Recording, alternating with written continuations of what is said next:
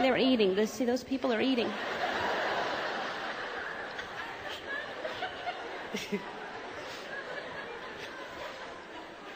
It's the tiniest food I've ever seen in my entire life. I guess they figure everything's relative. You get that high up, you look out the window. Well, it's as big as that house down there.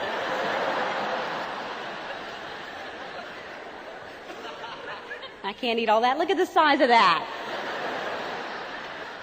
As big as a house.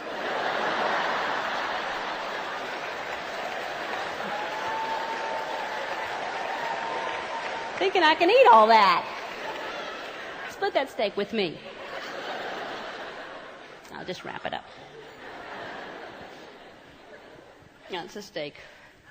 Any kind of meat that you get, chickens, anything has grill marks on each side. Like we actually believe there's an open flame grill in the front of the plane. 2 more, Charlie. All righty.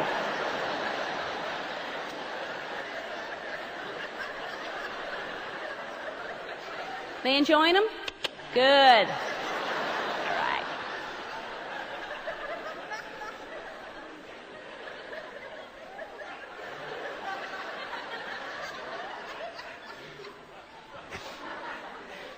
Salads are always 2 pieces of dead lettuce. Salad dressing comes in that astronaut package. So as soon as you open it, it's on your neighbor's lap.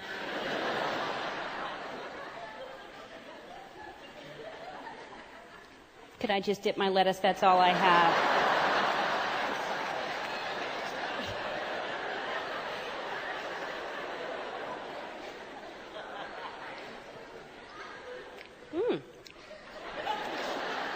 That's a lovely skirt. What is that, silk?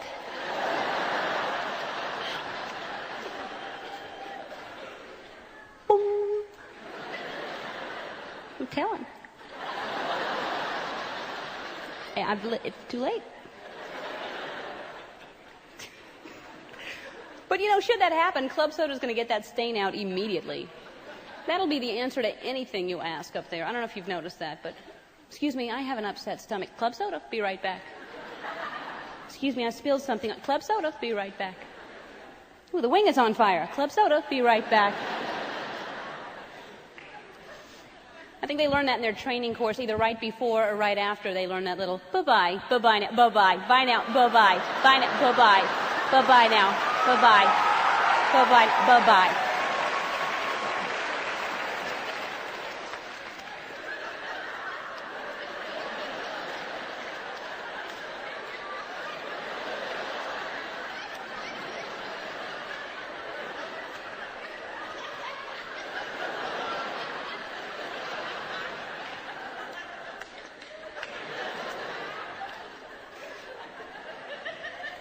That's a lot of bye-byes.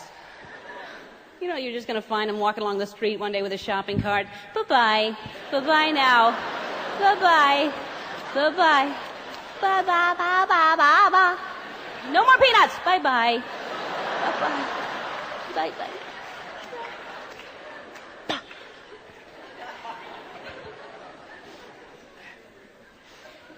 Those bathrooms. You go to the bathroom, constantly lit, return to seat or return to cabin. Why do they think that needs to be lit? Like if it wasn't lit, we'd relax in there for a little while. Miss, bring my peanuts in here, please. This is beautiful.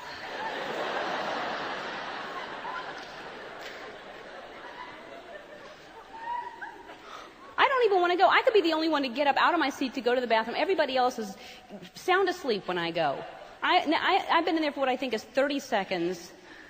You have no concept of time when you're in there. It's like a casino. There's no windows, no clocks. You don't know how long you've spent in there. Now I open the door. Everyone on the plane is lined up, looking at their watches, making me feel like I've been in there forever. Now I've got to explain the smell that was in there before I went in there.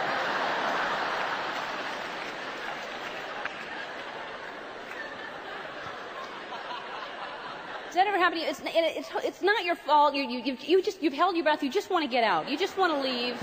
And now you open the door. Oh.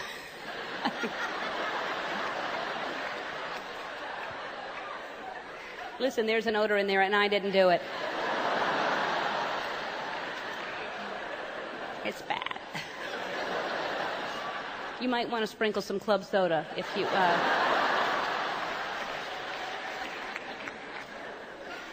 So here's what happened to me, speaking of scary. About 2 weeks ago, I'm at home. Scariest thing in the world almost happened. Not at all about gum, but scary. So I'm at home, I'm barefoot, and I went to go put my shoes on. And I wasn't really looking, you know how you just slip your foot into your shoe. All of a sudden, the last second, I look down, and in my shoe is a huge spider, big black and orange, crunchy, hairy spider. And I almost put my foot right on top of it. And then I thought, God, you know what would have been scarier than that? Is if I did that anyway, on top of the spider, and then went to put my other foot in my other shoe, and all the babies were in there, a whole snorkel of spiders. You know? And that would have been scarier.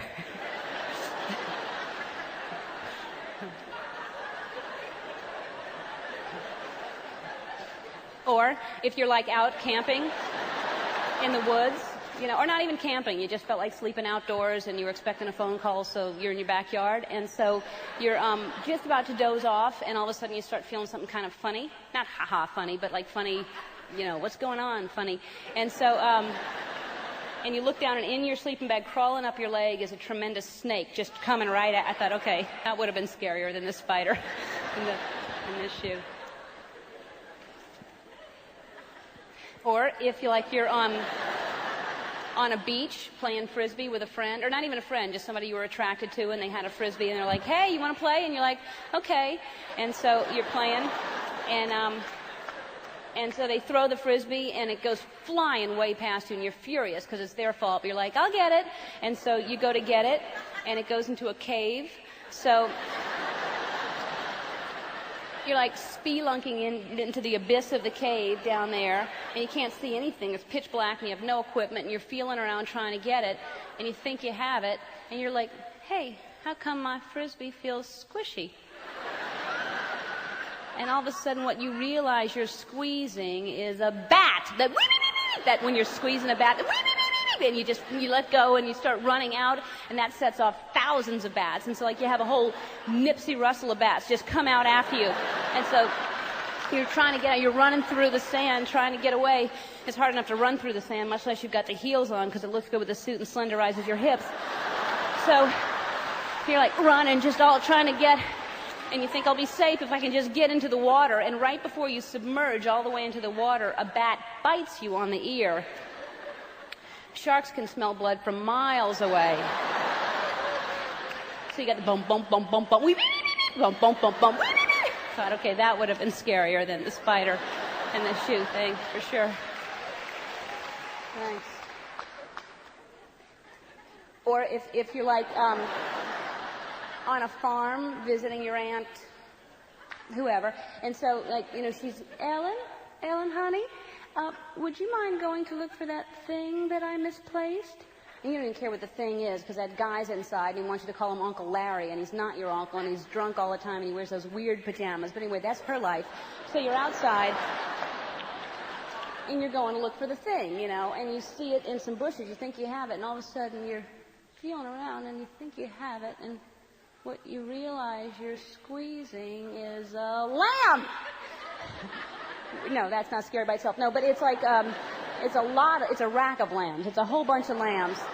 And if you're allergic to wool, I'm not. But if you were, you know, I thought that would be scarier. Because really, a bunch of anything is scarier than one something. I mean, like 100 poodles are scarier than one leopard with no legs. Am I right? I mean, you could come home, there could be a leopard with no legs sitting in your living room, and rah, rah, woo, boop, boop, bop, bop, boop, bop, bop, bop. What could it do? It's got no legs. Unless it fell on your head. If it was in a tree, how could it get there? But if it was in a tree, and you're walking down the street and falls, just clamps on top of your head, just furious, it's got no legs, just clamping, and you're like trying, somebody help me, please, you know. This big group of animal rights activists see you and they throw paint on you, like, it's not a hat, it is a live animal. I wouldn't wear this. That would have been scarier than the